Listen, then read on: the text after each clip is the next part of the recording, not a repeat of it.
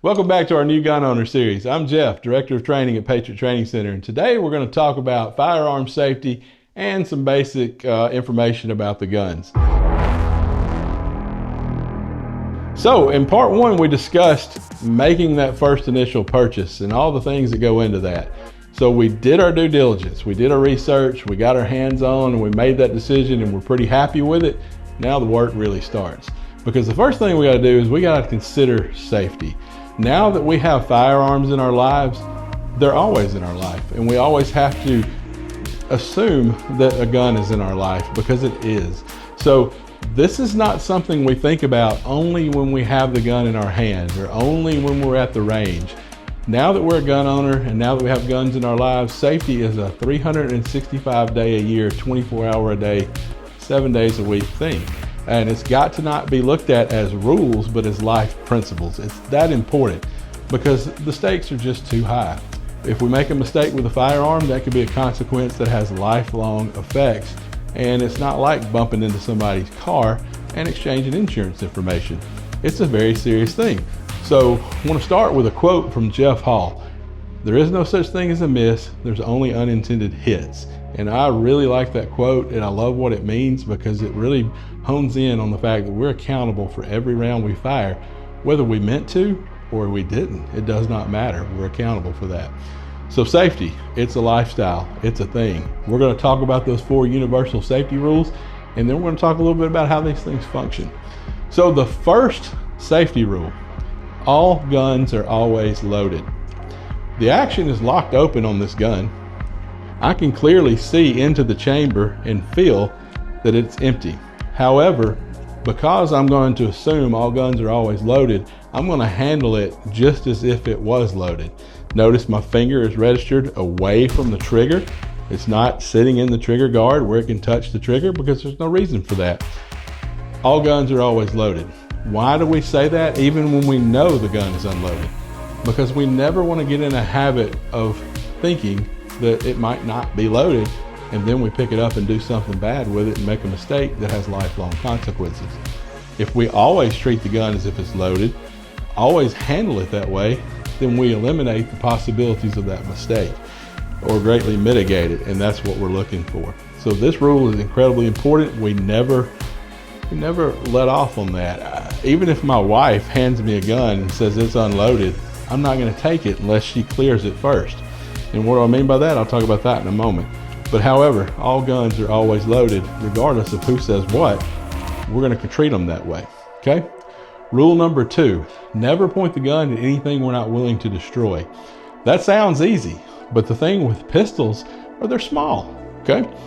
This is my Glock 45. It has a 4-inch barrel, full-size grip, but it's a tiny little thing at the end of the day.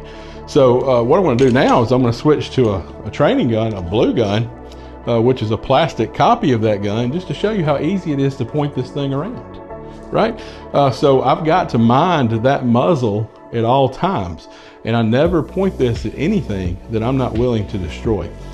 Another way to look at that, because we are accountable, don't point it at anything you're not willing to pay for. Because if I destroy property, guess who's responsible for that? And the other thing about this rule is it doesn't matter why it happened. The intent of myself when I fire the gun, what someone else was doing that caused me to fire that gun, if I make a mistake with the gun, I'm the one that's accountable for that round and what damage it did, regardless. So we never point the gun at anything we're not willing to destroy. Rule number 3, we keep our finger registered high and tight out of the trigger until we have made a conscious decision to shoot the gun. So that rule goes like this. Keep your finger off the trigger until you have made the conscious decision to fire. So what do I mean by register that trigger finger? I want to get this trigger finger as high and tight as I can up on this metal slide so that if something happens and my finger slips, it does not go straight to that trigger and put myself in a position to accidentally discharge the firearm. So keeping the trigger finger registered high and tight away from the trigger guard is just a safeguard, because there's absolutely no reason for my finger to touch that trigger unless I need this gun to fire. If I don't need it to fire, it should not touch. It's that simple. And the last rule, rule number 4, is always know your background and what is beyond. If you come to a training class at Patriot Training Center, this is the point where you'll hear me say, this is the most overlooked, under-respected rule that we have. Because where do we always shoot? For the vast majority of us, we shoot at gun ranges that have wonderful backstops that catch all these rounds for us. We're not having to shoot out in the open public and things like that. So what that can do is create a false sense of security where we only are thinking about that in terms of the range. But the problem is the real world is 180 degrees, 360 degrees, whatever, where everything is actually in play. And even more so than that, the real world is almost like a fraction we did in algebra class. If you change one variable in that fraction, you get a different answer. And those variables out in the real world are constantly changing every second. So we have to truly be aware of our surroundings, know what our background is and what's beyond that in the event that we fire a round down the range. Because again, we're responsible for every round we fire. So we've got to take that rule incredibly serious. So just to recap them right there, all guns are always loaded. Never point the muzzle at anything we're not willing to destroy.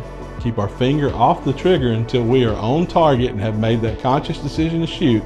And number 4, always know our target and what is beyond. All right, so that's the 4 safety rules that we consider lifestyle principles that we're going to follow because we now have guns in our life.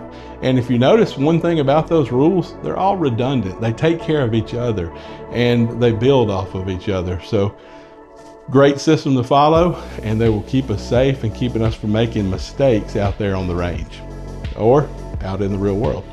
All right, so the next thing I want to talk about is the nomenclature of the gun.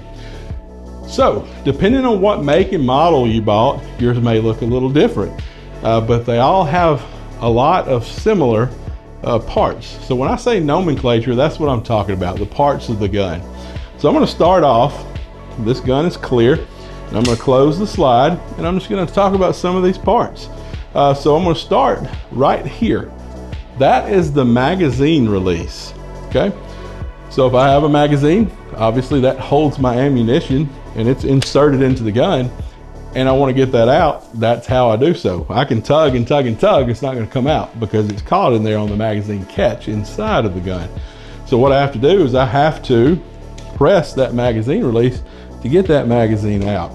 Okay, the next part I want to talk about is the slide latch. I use an old term. You're going to hear it called a slide lock or a slide release these days.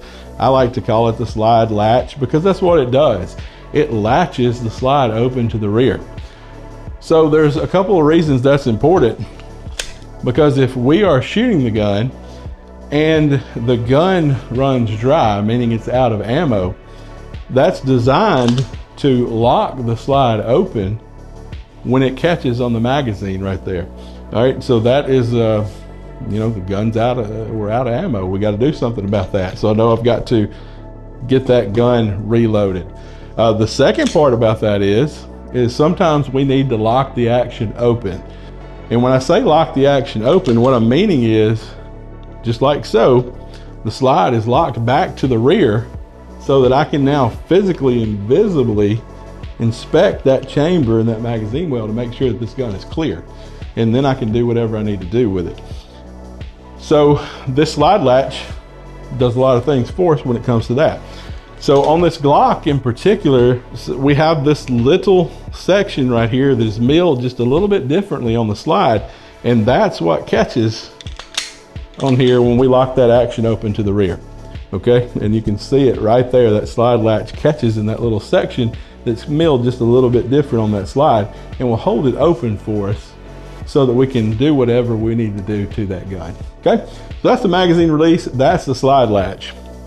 Now I'm going to switch pistols for just a second to this Glock 19X that has iron sights on it, because I do want to talk about the iron sights just a little bit. This is the front sight, this is the rear sight. That may sound simple, but it might not be to someone who is new to this. And it's important we understand the difference, because if we're shooting a gun with iron sights, knowing the front from the rear is very important. And I'll tell you a story about why that's important. Lee Weems, an instructor, very good instructor, told a story once about someone who was needing to pass a qualification, and they were struggling a little bit. And the reason they were struggling is because they were never taught that this was the front and this was the rear. And that was causing them to dip their gun down and miss low. And then once that one little 2 seconds to tell them this was the front and this was the rear, they pass. The little things, they matter, right? So this is the front sight, this is the rear sight, okay? So sticking with the Glock 19X here, then obviously this is what we call the trigger guard, which houses the trigger in and of itself, okay? So that trigger guard keeps the trigger in place, and that's where our finger goes when it's time to actually fire the gun. To field strip this Glock, take it apart and clean it or whatever else we need to, we have these little takedown levers right here on the Glock. So that's how that works to actually, once we clear the gun, by locking the action open to the rear, physically and visually inspecting the gun to make sure it's clear, now we can take this gun down and do what we need to do to it. And with the Glock, you just simply grab these, pull them straight down, and press the trigger, and the slide comes off. That's how that works. Now, you notice we had to press the trigger to do that. That's why clearing the gun first is so incredibly important as a safety function with the gun, okay? So now I'm gonna move to a Smith & Wesson M&P Compact, because it's a little bit different layout than the Glock, for example. So a lot of things very similar. Magazine release button still right there. It's just in a different shape. It's a little more of an oval, where the Glock is a little more squared off, like most things on a Glock. And the slide latch is here, okay? In a very similar position to the Glock, just again, a different little shape. And all that matters because of how it works for us. But one of the key differences with the M&P and a SIG 320, for example, is the way that these guns take down. They have a takedown lever that actually turns down. So again, once we get the gun clear, we physically, visually inspect it. If we need to take this gun apart, we're simply going to turn down that lever, okay?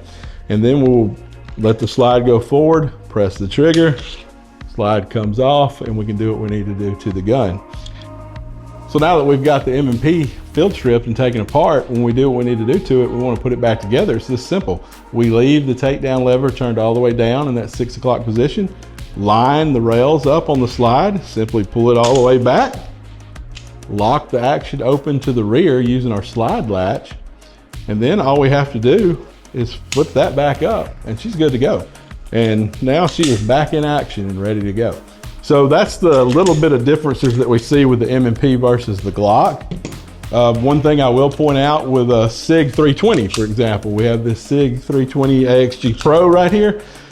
We are clear, we've checked it. And if we want to take it down, same thing. We have a takedown lever that we're going to turn down. One difference about the SIG, one pretty cool thing right here, you don't have to press the trigger. So that's one little nice safety feature about the SIG. And just like the M&P and just like the Glock, to put that back on, we would simply get the rails lined back up, just like on the other ones, pull back, lock the action open to the rear, flip our takedown lever back, and this gun's back in action also. So those are some of the main parts. Of course, there's a lot more internal parts and things like that, but as far as just looking at the parts on the outside of the gun, that's pretty much all we have. All right, when we're talking about these striker fired duty type pistols. All right, so notice none of these had a manual safety. All right, so that's a personal thing. These are all my guns. I don't have any guns with manual safeties. It's just a thing of mine. But some guns, not Glocks, but the M&P, if you can see right here, there's a little cutout right here that is plugged on this because this is a non-manual safety version. But if this were to be a manual safety M&P, that is where the safety lever, the safety switch would be, so that it could be easily manipulated when the gun needed to be used. Okay, so just a couple of little differences on some of those parts that come with some of the different flavors of guns. And the last one I'll show you is the Walther PDP, which is very similar to both of those. So there's a couple of things it shares in common with the Glock, a couple of things it has in common with the M&P. So one thing I really love about this gun, big round magazine release right there. And the way that Walther designs their guns so ergonomically well is I don't have to do a whole lot to really get that magazine out. Really, really cool. So With the Walther, what it shares in common with the Glock is it has these takedown levers, much like the Glock. So all I have to do is kind of pull this back, press those levers forward, press the trigger, take that slide off, I'm good to go. And that's how that works. And it goes back on just like the others. So that's really all the parts that are on the outside of these guns that we needed to talk about today as far as the nomenclature goes. So now I want to get into some basic manipulations of the gun.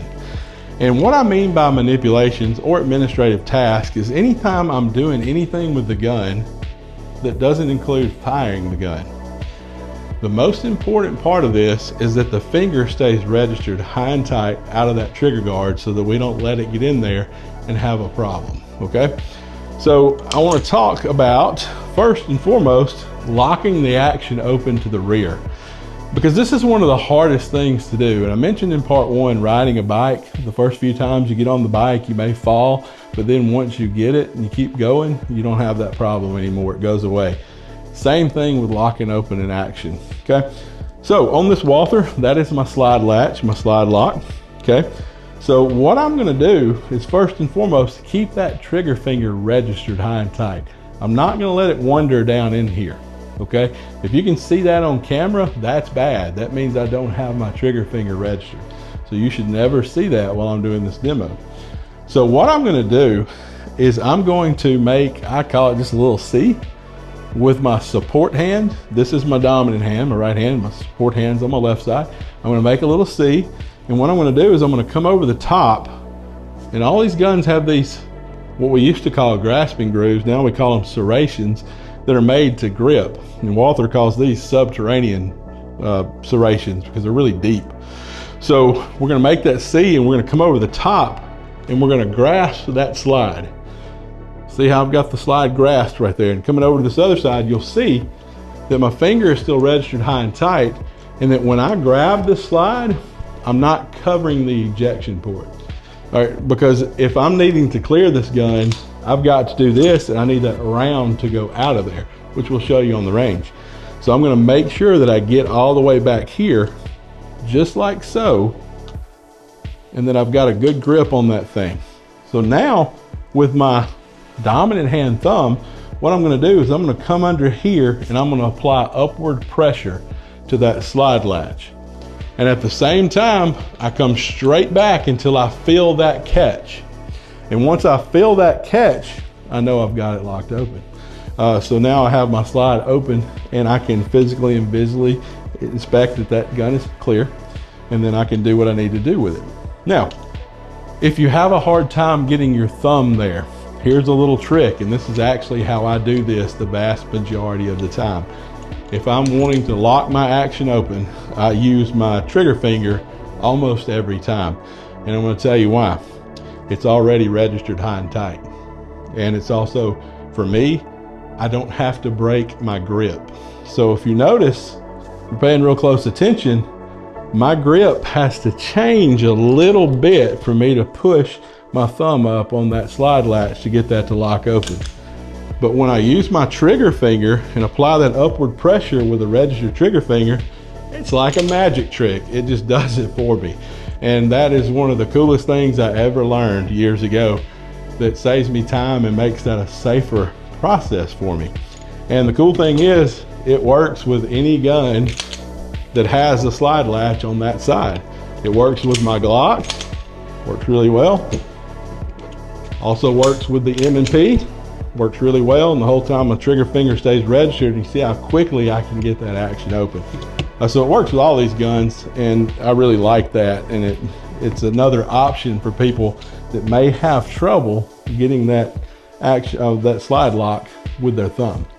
Now the problem is all of these guns have ambidextrous slide latches, meaning they're on both sides. If you have one without that, obviously you're gonna have to use the thumb, okay? Now, the next thing I want to talk about with that is if you have trouble getting that action open with that thumb and getting that locked back, what we see a tendency of on the range in training for people that are learning to do this is they struggle and they start doing this. So that's breaking rule number 2, because we never want to point the muzzle at anything we're not willing to destroy. And if I'm fighting with this gun and start doing this, I'm putting everything this way. I'm putting my muzzle on it, and I don't want to do that. So one way that we can teach people that really helps with that is if I'm having trouble, there's absolutely nothing wrong with turning this gun over. I'm still keeping it pointed down range, and I'm going to blade my body, and I'm going to bring it in a little bit closer to where I can get a better grip. I can use my bigger muscles, and I can work that slide without letting that muzzle wander. So instead of fighting with it here and letting the muzzle go that way, I'm simply going to bring it in closer, blade my body while keeping it straight down range, and then manipulate the gun and do what I need to do with it, okay? So that's one of the administrative tasks that I really wanted to show you and talk about, that it's very hard to do when you first start. But again, once you get it, it's like riding a bike and you're good to go. All right, so that's all I really want to talk about in this video. Safety is key. And when we're handling the gun administratively, we've got to put those safety rules into effect. And knowing these parts and where they are and what they do is incredibly important, because we need to have a really good relationship with our gun. We need to know it very well, okay? So now we've got a gun, we've talked about the safety rules, we've talked about some administrative handling. Now it's time to get out and go train and learn how to shoot this thing. And we'll talk about that in part 3.